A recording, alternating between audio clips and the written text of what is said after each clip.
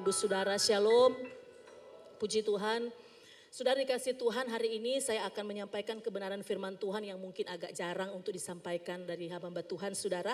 Tapi saya percaya kita semua mau belajar ya lebih lagi khususnya tentang perjamuan kudus. Karena hari ini kita semua sesudah khotbah ini Ibu Gembala akan memimpin kita semua untuk masuk dalam perjamuan kudus. Mari Saudara kita akan belajar tentang makna perjamuan kudus bagi kita. Mari buka bersama dengan saya dalam Markus pasal 14. Kita akan baca di dalam ayat yang ke-22 sampai ayat yang ke-24. Markus pasal 14 ayat 22 sampai ayat yang ke-24. Saya bacakan buat Bapak Ibu Saudara. Dan ketika Yesus dan murid-muridnya sedang makan, Yesus mengambil roti, mengucap berkat, memecah-mecahkannya, lalu memberikannya kepada mereka dan berkata, "Ambillah, inilah tubuhku." Sesudah itu ia mengambil cawan, mengucap syukur, lalu memberikannya kepada mereka dan mereka semuanya minum dari cawan itu. 24. Dan ia berkata kepada mereka, "Inilah darahku, darah perjanjian yang ditumpahkan bagi banyak orang." Bapak Ibu Saudara dikasih Tuhan, setiap tanggal 17 Agustus Saudara, maka seluruh rakyat Indonesia ya, kita merayakan hari ulang tahun bangsa kita ya, hari proklamasi ya, kemerdekaan bangsa kita. Saudara, peringatan kita memperingati kemerdekaan kita setiap tanggal 17 Agustus itu Saudara adalah di mana kita mau mengingat kembali, kita mau memperingati ya pahlawan-pahlawan kita yang pahlawan-pahlawan kemerdekaan yang sudah berjuang sampai mati untuk merebut kemerdekaan, untuk memberikan kemerdekaan bagi bangsa ini. Nah, Saudara dikasih Tuhan Yesus Kristus, kapan kita bisa menumbuhkan rasa nasionalisme kita? Saudara dikasih Tuhan, yang paling kita merasa bahwa kita menjadi satu bangsa yang luar biasa. Kapan Saudara rasa nasionalisme kita itu bangkit? Saudara, tentunya pada tanggal 17 Agustus, karena mulai dari istana presiden, dari istana merdeka Saudara, sampai di semua daerah-daerah, sampai di kota ini, kita semua begitu hikmat, begitu sangat ya antusias untuk merayakan kemerdekaan, proklamasi kemerdekaan. Nah, Saudara dikasih Tuhan, di dalam 1 Korintus pasal 11 ayat 24 dan ayat 25 saya bacakan buat Bapak Ibu Saudara. 1 Korintus 11 ayat 24 dan 25. Dan sesudah itu ia mengucap syukur atasnya. Ia memecah-mecahkan dan berkata, "Inilah tubuhku yang diserahkan kepadamu. Perbuatlah ini menjadi," apa Saudara, "peringatan akan aku." 25. Demikian juga ia mengambil cawan sesudah makan lalu berkata, "Cawan ini adalah perjanjian baru yang dimateraikan oleh darahku. Perbuatlah ini setiap kali kami meminumnya menjadi peringatan akan aku." Saudara dikasih Tuhan, setiap kali kita melakukan perjamuan kudus, kita sedang memperingati, Saudara ya. Kita sedang memperingati kematian Kristus dan juga sekaligus kita merayakan kemerdekaan rohani kita ya dari kuasa dosa, di mana kita merayakan kebebasan kita dari upah dosa. Upah dosa adalah maut dan kita merayakannya. Setiap kali kita melakukan perjamuan kudus, kita sedang memperingati kematian Yesus, tapi juga kita merayakan kemerdekaan kita dari kutuk dosa, dari hutang dosa, dan dari upah dosa yaitu maut. Nah, Saudara dikasih oleh Tuhan Yesus Kristus, banyak orang melakukan perjamuan kudus itu hanya merasa itu adalah bagian dari liturgi gereja setiap bulan. Saudara, walaupun di beberapa ada gereja yang melakukannya setiap minggu. Saudara, tetapi banyak orang ya merasa bahwa itu hanya sebuah perjamuan kudus, itu adalah sebuah liturgi di dalam ibadah. Nah, Saudara dikasih Tuhan, sehingga ada banyak orang yang mengambil bagian dalam perjamuan kudus dengan cara yang tidak layak. Kalau Saudara membaca dalam 1 Korintus pasal 11, kita lanjut ayat 27 dan 29 dikatakan, "Jadi barang siapa dengan cara yang tidak layak makan roti atau minum cawan Tuhan, ia berdosa terhadap tubuh dan darah Tuhan." Ayat 29, "Karena barang siapa makan dan minum tanpa mengakui tubuh Tuhan, ia mendatangkan hukuman atas dirinya." Sudah dikasih Tuhan, banyak orang yang mengambil bagian dalam perjamuan kudus dengan cara yang tidak layak. Tanpa mengakui tubuh Kristus itu artinya tanpa memahami dengan sungguh kenapa roti dan anggur itu ada di tangan saudara hari ini. Saudara, kadang kita merasa itu sebagai sebuah, saya katakan tadi sebuah liturgi biasa, karena setiap bulan saudara di pintu masuk Ya, saudara akan dibagikan roti dan anggur di dalam satu paket. Nah saudara, dan itu sudah merasa bahwa itu adalah suatu hal yang biasa kita lakukan. Nah saudara dikasih Tuhan, mari kita akan belajar hari ini saudara. Kalau kita melakukan perjamuan kudus dengan cara yang tidak layak, saudara, ya akan mendatangkan hukuman bagi kita. Itu artinya betapa kita harus sungguh-sungguh sangat mengerti apa makna perjamuan kudus. Supaya saudara paham dengan baik, kita semua bisa paham kenapa roti dan anggur ada di tangan saudara. Mari kita lihat apa makna perjamuan kudus. Yang pertama saudara, makna perjamuan kudus adalah perjamuan kudus adalah sumpah atau ikrar kesetiaan kita kepada Tuhan. Sekali lagi, perjamuan kudus itu adalah sumpah atau ikrar kesetiaan kita kepada Tuhan. Saudara, perjamuan kudus itu dinyatakan sebagai sakramen. Kalau di gereja, kalau tidak salah ya saudara, kalau di gereja Katolik itu sakramennya ada banyak begitu saudara, ada bermacam-macam. Nah saudara, kalau di gereja Protestan, Kristen Protestan termasuk kita yang karismatik saudara, biasanya sakramen itu hanya dua ya. Baptisan air dan perjamuan kudus itu adalah sakramen. Nah saudara dikasih Tuhan, apa arti sakramen? Kita harus paham kenapa perjamuan kudus itu diletakkan sebagai sakramen. Karena kita pikir sakramen itu bahasa apa saudara, dan mungkin kita tidak paham. Saudara, sakramen itu berasal atau asalnya dari bahasa Latin yang berarti sakramentum. Sakramentum itu artinya menjadikan suci. Nah saudara, sakramentum ini biasanya saudara dikasih Tuhan dilakukan oleh para prajurit Romawi. Apa yang mereka lakukan? Sakramentum itu adalah sumpah bakti. Sumpah bakti yang diikrarkan oleh tentara Romawi, ya mereka bersumpah, mereka berikrar untuk setia sampai mati kepada Kaisar Roma dan kepada kerajaan Romawi. Saudara, jadi kata sakramen untuk perjamuan kudus diambil dari bahasa sakramentum yang artinya menjadikan suci. Itu berarti bahwa sumpah bakti itu adalah suci dan tidak boleh dinodai. Saudara, maka tentara Romawi, saudara dikasih Tuhan, mereka apapun yang terjadi, mereka tahu itu adalah ikrar suci dan mereka tidak akan pernah melanggar sumpah mereka untuk setia sampai pada akhirnya untuk Kaisar dan juga kerajaan Romawi. Nah saudara dikasih Tuhan, berangkat dari pengertian ini, maka perjamuan kudus itu bagi kita adalah sumpah atau ikrar kesetiaan kita sampai mati kepada Tuhan. Setuju, katakan amin. Saudara, jadi sekarang saudara paham bahwa itu bukan hanya sebagai liturgi gereja biasa. Karena ketika kita melakukan perjamuan kudus, kita bersumpah atau kita berikrar kesetiaan kita sampai pada akhirnya kepada Tuhan. Saudara, kalau saudara berjanji setia kepada pasangan saudara, dan kemudian saudara berlaku tidak setia pada akhirnya di dalam perjalanan berumah tangga, maka itu banyak sekali konsekuensinya saudara. Sudah bisa mengalami perceraian, kemudian bisa rusak hubungan antara saudara dengan anak-anak, orang tua dengan anak-anak, atau saudara sebagai suami istri, kemudian dengan keluarga-keluarga yang lain saudara. Atau juga terjadi masalah-masalah ekonomi yang bisa terjadi. Nah saudara, banyak konsekuensinya.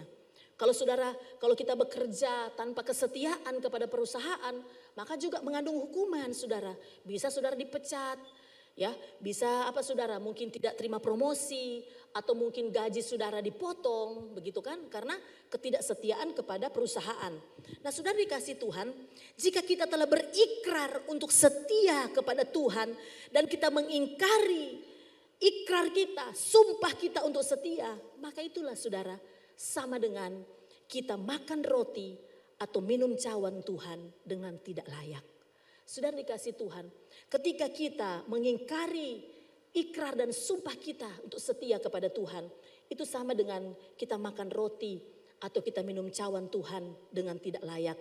Artinya kita berdosa kepada tubuh dan darah Tuhan.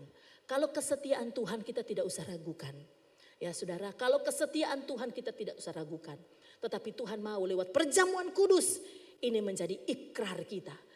Sumpah kita, dalam tanda petik saudara ya, sumpah kita untuk setia sampai pada akhirnya. Karena jika kita berubah setia, itu sama dengan kita berdosa terhadap tubuh dan darah Tuhan. Jadi setiap kali kita melakukan perjamuan kudus, ingat saudara, kita sedang menyatakan sumpah dan ikrar kita untuk selalu setia dalam keadaan apapun. Baik itu dalam keadaan kita sedang berada di titik tertinggi dalam hidup kita, di dalam tingkat prestasi kita pada puncak-puncaknya, ataupun bahkan kita berada di titik terendah dalam hidup kita. Kita mau tetap setia, kita pegang ikrar kita kepada Tuhan. Amin saudara. Di saat mungkin saudara saat ini sedang dalam keadaan sehat, atau mungkin saudara sedang dalam keadaan yang sakit, saudara, kita sudah berikrar dan bersumpah kepada Tuhan untuk tetap setia sampai pada akhirnya. Jadi yang pertama saudara, perjamuan kudus itu adalah sumpah atau ikrar kesetiaan kita kepada Tuhan. Yang kedua, makna perjamuan kudus bagi kita yang kedua. Perjamuan kudus adalah peringatan penyelamatan Allah kepada manusia melalui jalan salib. Sekali lagi saudara, perjamuan kudus adalah peringatan penyelamatan Allah kepada manusia melalui jalan salib. Saudara, dosa itu adalah masalah yang tidak bisa diselesaikan oleh manusia. Kalau soal kemiskinan, kalau soal kebodohan, kalau soal pertikaian itu biasa, itu bisa diselesaikan oleh manusia. Tetapi dosa, sehebat apapun manusia itu, sepintar apapun dia tidak bisa menyelesaikan hutang dosa ini saudara. Yang bisa menyelesaikannya hanya Yesus Kristus sebagai anak tunggal Bapa. Hanya dia yang bisa menyelesaikan hutang dosa kita. Nah saudara dikasih Tuhan, tetapi bukan hanya di situ. Perjamuan kudus saudara, bukan hanya sekedar kita mengingat kematian Yesus. Tetapi sudah dikasih Tuhan, ada cara yang harus kita, ada sesuatu yang harus kita resapi, ada sesuatu yang harus kita renungkan. Bahwa perjamuan kudus bukan hanya sekedar merayakan kematiannya, tetapi juga cara dia mati, yaitu disalib. Pada waktu kita melakukan perjamuan kudus saudara, jangan lupa Yesus bukan hanya sekedar mati, tetapi cara dia mati adalah dia disalib saudara. Setiap kali kita melakukan perjamuan kudus kita mengingat salib Kristus. Kenapa saudara? Mengapa kematiannya harus lewat salib? Saudara, mengapa Tuhan Yesus mati harus melalui salib? Pada zaman itu orang yang dihukum mati itu bisa beberapa jenisnya saudara. Ada yang bisa digantung di leher, di tiang saudara. Ada yang dicambuk sampai mati, ada yang dirajam sampai mati. Saudara, banyak cara bisa mengakibatkan kematian pada waktu itu. Mengapa harus disalib? Saudara, mengapa Yesus harus disalib? Saudara, saya mau katakan begini, salib itu melambangkan penderitaan yang tidak terlukiskan. Penderitaan yang sangat amat tidak dapat dilukiskan dengan kata-kata manusia. Kesakitan, penderitaan, kekejaman yang sempurna saudara. Dan kalau dikatakan jalan salib itu prosesnya bukan hanya pada saat penyalipan. Tetapi pada bahkan malam waktu Yesus ditangkap, dia sudah mengalami penyiksaan yang luar biasa dan puncaknya sampai di kayu salib. Saudara dikasih Tuhan, dan bukan hanya berbicara tentang kekejaman, penderitaan, kesakitan yang sempurna. Salib itu juga melambangkan atau memberikan simbol kepada kita tentang perendahan. Saudara, salib itu saudara menggambarkan tentang perendahan. Saudara, serendah-rendahnya harkat seorang manusia, begitulah orang yang disalib saudara. Direndahkan. Salib itu artinya perendahan harkat dan martabat manusia.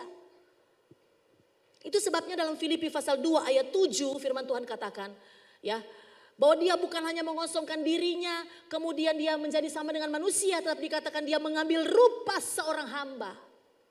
Ini adalah sesuatu yang menyatakan kepada kita bahwa salib itu adalah sebuah perendahan.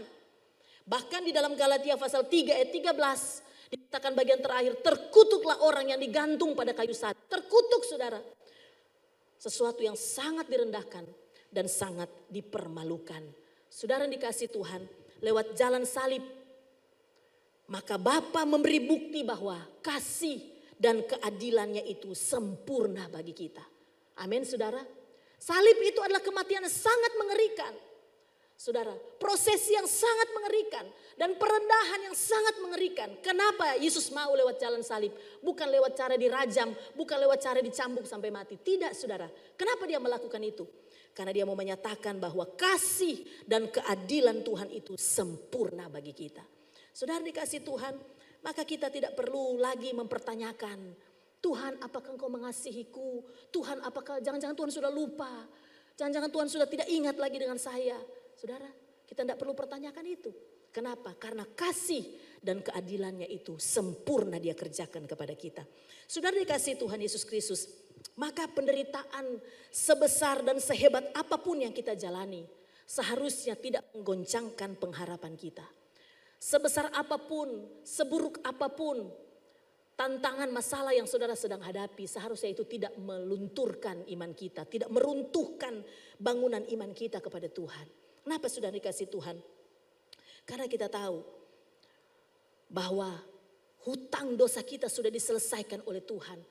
Apalagi pergumulan, apalagi masalah dalam hidup kita. Semuanya bisa tuntas Tuhan kerjakan. Sudah tuntas Tuhan lakukan di kayu salib. Dengan jalan disalib, saudara dikasih Tuhan. Maka sekali lagi saat kita sedang kecewa dengan semua beban dalam hidup kita, pergumulan kita. Mungkin kita mengalami ketidakadilan dalam hidup ini. Saat kita mengambil bagian dalam perjamuan kudus, ingatlah bahwa masalah terbesar kita telah diselesaikan oleh Tuhan Yesus di kayu salib yang maha dahsyat. Maka bangkitlah, semangatlah, bersukacitalah karena beban-beban kita sudah dipikulnya. Amin saudara, beban-beban kita sudah ringan karena dia sudah memikulnya. Saudara dikasih Tuhan Yesus Kristus, melalui perjamuan kudus, saudara, kita memperingati bahwa penyelamatan Allah kepada manusia melalui kematian Yesus di kayu salib. Saudara, jalan yang dia tempuh adalah jalan salib untuk menyatakan kasih dan keadilannya yang sempurna. Yang ketiga bagi Bapak Ibu, bagi kita semua, makna dari perjamuan kudus adalah persekutuan orang percaya. Persekutuan orang percaya. 1 Korintus pasal 10 ayat 16 dan 17 saudara. 1 Korintus pasal 10 ayat 16 dan 17 saya bacakan. Bukankah cawan pengucapan syukur yang atasnya kita ucapkan syukur adalah persekutuan dengan darah Kristus? Bukankah roti yang kita pecah-pecahkan adalah persekutuan dengan tubuh Kristus? Ayat 17. Karena roti adalah satu, maka kita sekalipun banyak adalah satu tubuh. Karena kita semua mendapat bagian dalam roti yang satu itu. Saudara dikasih Tuhan, perjamuan kudus memang bisa dilakukan secara personal, saudara. Dalam sebuah keadaan yang tidak memungkinkan, ya perjamuan kudus bisa dilakukan secara personal.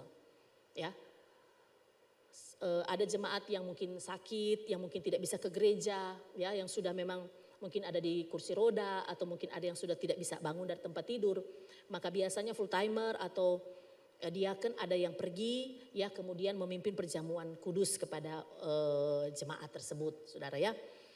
Atau mungkin pada waktu pandemi yang lagi gawat-gawatnya, saudara, yang sangat mematikan, ada yang masuk di ruang isolasi, ya, dia tidak bisa ada pendeta atau diaken atau full timer untuk bisa kunjungi, untuk melakukan perjamuan kudus, maka dia bisa melakukan perjamuan sendiri. Saudara, karena dalam keadaan yang tidak memungkinkan, saudara, ya, sebagai peringatan kematian Kristus itu tidak salah, saudara, karena dia mau memperingati kematian Kristus dalam keadaan yang tidak memungkinkan. Tapi sudah dikasih Tuhan, secara konteks perjamuan kudus memang dilakukan secara komunal, dilakukan sebagai persekutuan jemaat Tuhan. Saudara, roti adalah satu, kata firman Tuhan tadi. Roti adalah satu. Satu itu artinya tubuh Kristus. Roti itu adalah tubuh Kristus, satu tubuh Kristus. Kemudian dipecah-pecahkan, ya, terpecah-pecah menjadi banyak bagian. Sehingga kita semua sebagai jemaat mendapatkan bagian dari roti yang sama, dari roti yang satu itu, dari tubuh Kristus, dari dagingnya yang terpecah-pecah.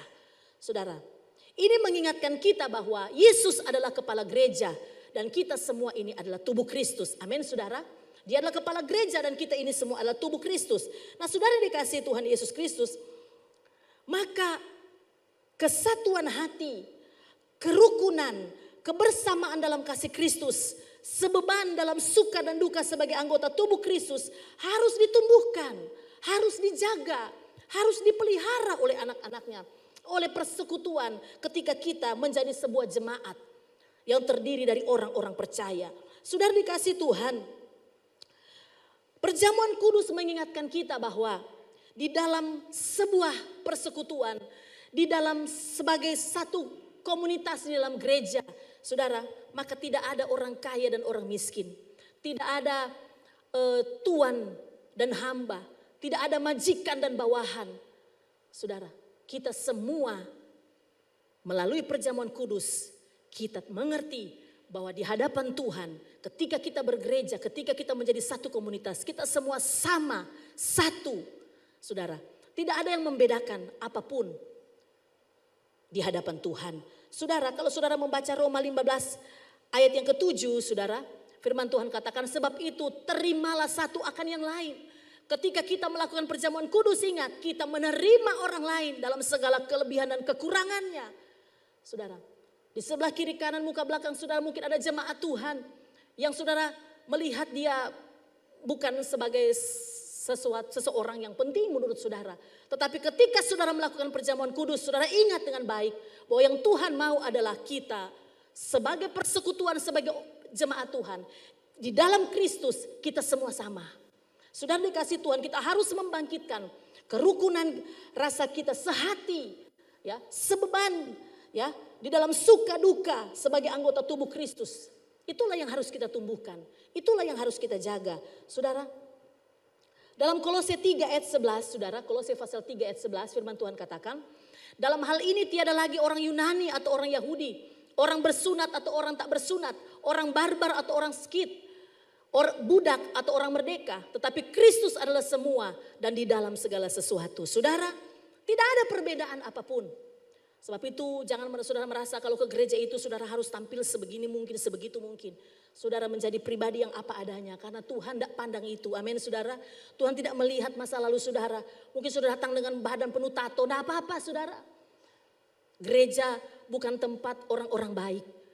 Tetapi gereja adalah tempat orang-orang yang mau diperbaiki oleh Tuhan. Gereja tempat di mana kita sebagai orang-orang percaya yang sudah dibenarkan. Dulu kita sama-sama orang berdosa, punya masa lalu yang hitam kelam pekat, saudara. Dari dikasih Tuhan, maka jika di dalam gereja ada orang yang masih saling membenci, kalau di dalam sebuah gereja, dalam satu persekutuan umat Tuhan, kita masih ada orang yang kita tidak mau memberi maaf dan pengampunan, masih saling fitnah dan membicarakan keburukan-keburukan atau kekurangan-kekurangan jemaat lain di belakang, ya, masih suka menceritakan, menggosipkan hal-hal yang bisa menjatuhkan atau melukai orang lain, saudara. Saya mau katakan, jangan ambil bagian dalam perjamuan kudus. Kalau saudara dan saya adalah orang yang masih hidup dalam kebencian, tanpa bisa memberi pengampunan, masih saling fitnah dan membicarakan keburukan, kekurangan orang lain. Saudara, jangan ambil bagian dalam perjamuan kudus. Karena itu berarti kita makan dan minum dengan cara yang tidak layak. Kita berdosa terhadap tubuh dan darah Kristus. Kalau saudara masih hidup dalam kepahitan dan saudara tidak bisa mengampuni orang lain, jangan ambil perjamuan kudus. Saudara, ada gereja, kalau tidak salah gereja Protestan ya, itu karena oma saya dulu begitu saudara ya, kalau tidak salah 1 minggu sebelumnya, ya, dia sudah mempersiapkan dirinya untuk masuk perjamuan kudus begitu. Saya tidak tahu istilahnya dulu oma saya bilang kelengkapan. Saya tidak tahu kelengkapan itu apa dulu. Maksudnya diperlengkapi begitu saudara ya. 1 minggu sebelumnya dia sudah siapkan sepatunya, dia sudah siapkan bajunya, sampai payung dia sudah siap saudara ya. Dia siapkan semuanya, walaupun warna hitam-hitam begitu saudara. Kenapa? Karena mau ikut perjamuan kudus. Saudara, itu penting, itu baik. Secara jasmani kita mempersiapkan yang sebaik-baiknya, itu penting. Tapi saudara dikasih Tuhan, waktu kita mempersiapkan untuk masuk dalam perjamuan kudus, tetapi firman Tuhan katakan, ujilah dirimu. Kalau kita masih belum bisa mengampuni, kalau kita belum bisa menerima kekurangan orang lain, kalau kita masih melakukan fitnah, atau masih membicarakan keburukan-keburukan orang lain, jangan ambil perjamuan kudus. Kenapa? Karena akan membuat kita berdosa terhadap tubuh dan darah Kristus. Karena perjamuan kudus adalah persekutuan orang percaya, persekutuan keluarga Allah, orang-orang yang telah diselamatkan oleh Kristus. Amin saudara. Yang terakhir, makna perjamuan kudus bagi kita adalah perjamuan kudus adalah pengharapan akan kedatangan Tuhan Yesus kembali. Pengharapan akan kedatangan Tuhan Yesus kembali. Dalam 1 Korintus pasal 11 saudara, ayat yang ke-26, firman Tuhan katakan, Sebab setiap kali kamu makan roti ini dan minum cawan ini, kamu memberitakan kematian Tuhan sampai Ia datang. Saudara, jadi perjamuan kudus yang kita lakukan di dalam persekutuan umat Tuhan menjadi bentuk pengharapan sekaligus tindakan iman bagi kita untuk menyambut kedatangan Tuhan Yesus yang kedua kali. Ayat ini di dalam terjemahan firman Allah yang hidup, saudara, dikatakan bahwa lakukanlah ini sampai Ia datang kembali. Lakukan perjamuan kudus sampai Ia datang kembali. Saudara dikasih Tuhan, ini menunjukkan bahwa kematian Kristus yang diperingati melalui perjamuan kudus adalah sebuah persiapan hidup kita untuk menyambut kedatangan Tuhan Yesus. Di dunia ini kita melakukan perjamuan kudus karena kematian Kristus. Tetapi nanti di dalam kekekalan, ya, di sorga kita merayakan pesta perjamuan kawin anak domba. Di sini perjamuan kudus. Nanti saudara kita bertemu dengan Kristus mempelai laki-laki kita. Sudah kita semua adalah gereja Tuhan mempelai perempuan. Kita masuk dalam bukan lagi perjamuan kudus tapi perjamuan kawin anak domba. Saudara pastikan saya dan saudara ada di sana. Amin saudara. Nah saudara dikasih Tuhan Yesus Kristus. Maka ketika kita melakukan perjamuan kudus, kita selalu mengimani bahwa Kristus yang mati, yang sudah bangkit, yang sudah naik ke sorga, Dia akan datang kembali. Kalau kita percaya Dia akan datang kembali, iman kita tidak pernah sia-sia. Maka saudara dikasih Tuhan, seburuk apapun kehidupan kita hari ini, kondisi keadaan kita, mungkin kita sedang berada di masa-masa yang sulit dalam hidup kita. Saudara ingatlah, Tuhan Yesus pasti datang kembali. Maka jangan saudara dikasih Tuhan kita tidak siap dalam hidup ini. Perjamuan kudus adalah masa-masa persiapan bagi kita untuk menyambut kedatangan Tuhan Yesus. Karena iman kita tidak pernah sia-sia. Saudara dikasih Tuhan, kita adalah orang-orang yang mengambil bagian dalam perjamuan kudus. Kita adalah orang-orang yang telah berikrar setia sampai mati. Kita adalah pribadi yang bangkit bersemangat karena keyakinan kita bahwa kalau dosa sudah diselesaikannya, maka pergumulan hidup kita sebesar apapun juga sudah diselesaikan oleh Tuhan. Dan kita juga adalah orang-orang yang mengasihi, menerima orang lain dalam persekutuan sebagai orang percaya. Dan pribadi-pribadi yang mempersiapkan kedatangan Tuhan Yesus. Saudara, pada akhirnya di tangan saudara ada roti dan anggur yang telah dibagikan ketika saudara akan beribadah. Saudara dikasih Tuhan, mari makan dan minum sebagai orang percaya yang mengerti makna dari perjamuan kudus. Lakukan dengan penuh hormat, ujilah setiap hidup kita. Apakah kita mendapati diri kita layak untuk mengambil bagian dalam perjamuan kudus.